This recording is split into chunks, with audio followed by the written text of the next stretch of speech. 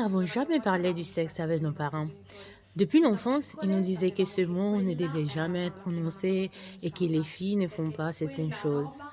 Dans le dialecte Bissa, par exemple, celui parlé par certains d'entre nous, on utilise littéralement l'expression foutre le vagin, qui nous montre déjà automatiquement le rôle passif que la femme a pendant l'acte. À vrai dire, c'est juste une partie de son corps à avoir un rôle. En Bissa, faire l'amour n'existe pas, parce que l'amour n'a rien à voir avec ça. Je me rappelle souvent ma mère qui regardait tout le temps avec un peu de scepticisme les couples qui se font des câlins devant les gens, dehors la maison, comme si cet acte d'amour et d'intimité est quelque chose d'étrange et sans aucun sens pour nos cultures.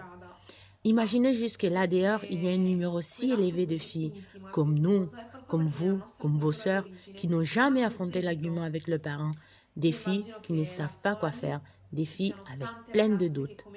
Si tu tombes enceinte, je te sacherai de la maison, parce que tu es une sale fille, disent certaines fois nos parents. Mais on le sait tous, que tout le monde le fait. Au final, ça arrive. Tu tombes enceinte sans le vouloir, tu prends des maladies sans le vouloir, tu te sens coupable et stupide. Qu'est-ce qui aurait pu arriver si seulement ils nous avaient donné la juste information? Si seulement ils avaient eu le courage de supprimer cet embarras en disant quelque chose en plus? Voici notre but. Nous voudrons supprimer ce tabou. Nous, autant que nouvelle génération, nous avons le devoir et l'obligation d'être meilleurs, de ne pas faire les mêmes erreurs que nos parents. Nous voudrions parler avec tout le monde, essayer de remplacer ces figures familiales qui n'osent pas toucher ce sujet si intime, mais important et nécessaire. Le tout en communiquant et en grandissant ensemble.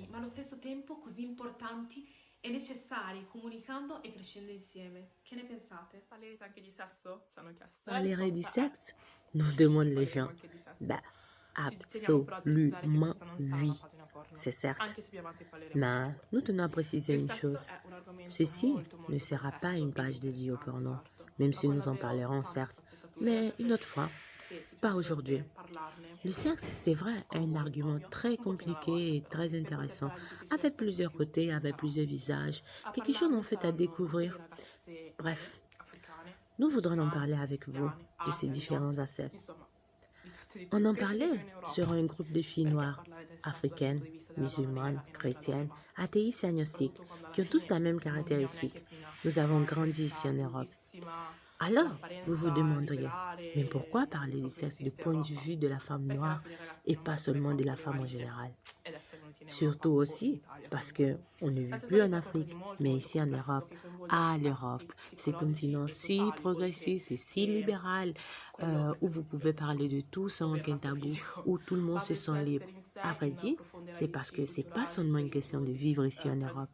La sexualité, comme nous le verrons, est quelque chose de vraiment complexe, avec des différents aspects, des aspects sociaux, des aspects psychologiques, des aspects biologiques aussi.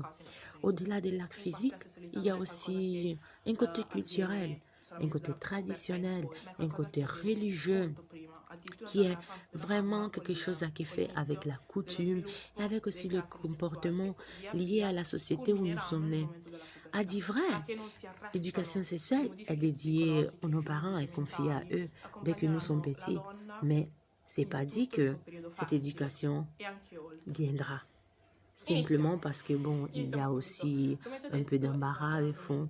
Du coup, la sexualité n'est pas juste quelque chose qui arrive pendant la puberté, mais c'est quelque chose qui est déjà présent dans le ventre d'une mère. Du coup, c'est ça nos objectifs. Nous voudrons en parler avec vous, savoir qu'est-ce que vous en pensez, vos suggestions sur la matière, sur le terme. Nous voulons en fait casser ce tabou. Et maintenant, un peu de théorie. Alors, savez-vous d'où viennent les symboles du genre féminin et masculin? Ils dérivent de l'ancienne mythologie grecque, à vrai dire. Le symbole de la femme, par exemple, est représenté par un miroir, le miroir de Vénus. Celui de l'homme est très intéressant et est représenté par le bouclier de Arès. Savez-vous qui est Arès? Le dieu de la guerre. Les gars, le dieu de la guerre. Et les filles, un miroir.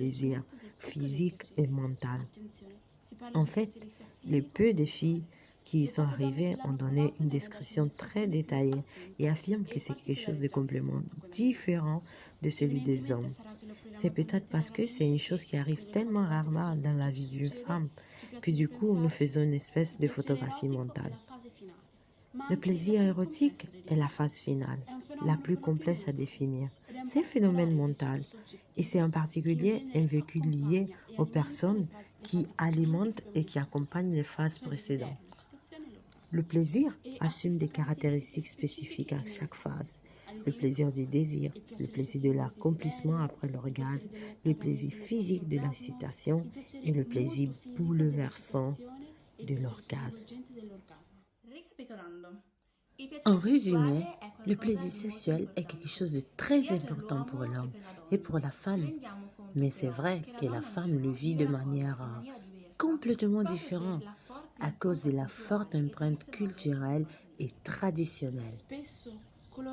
Souvent, les personnes qui n'en parlent de manière ouverte et sans gêne sont très mal vues dans notre société. Du coup, c'est notre devoir de chercher une solution et d'effacer toutes sortes de stéréotypes et de préjugés. On aime bien se rappeler que si nous sommes sur cette terre, c'est parce que quelqu'un a eu des rapports et nous connaissons tous ces quelqu'un-là. Nous devrons juste l'accepter et embrasser nos sexualités et les vivre de manière paisible, juste et surtout de manière le plus sûre possible.